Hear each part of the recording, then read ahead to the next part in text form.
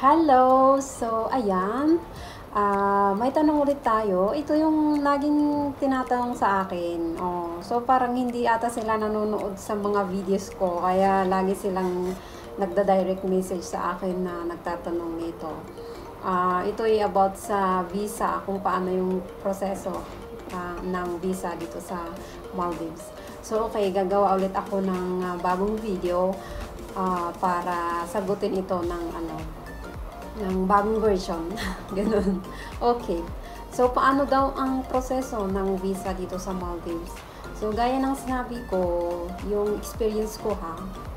So, it's either yung employer mo ay, di ba, ipaprocess nila yung visa mo dito.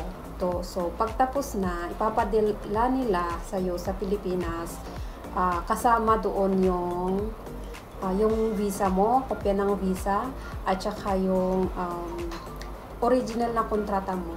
Yung original na kontrata means andun na lahat yung mga stamps. Andun yung mga original stamps at saka signatures ng mga employers mo, yung mga offices dito, government offices, ganon.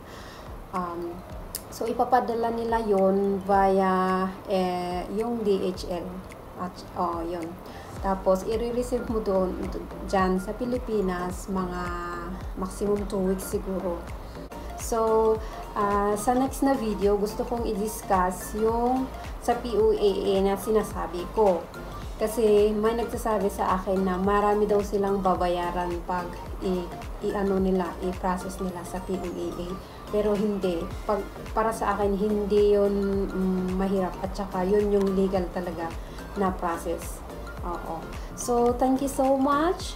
At see you again in our next video about dun sa sa pag-process naman sa PUAA. Yes. So, thank you. See you. Bye.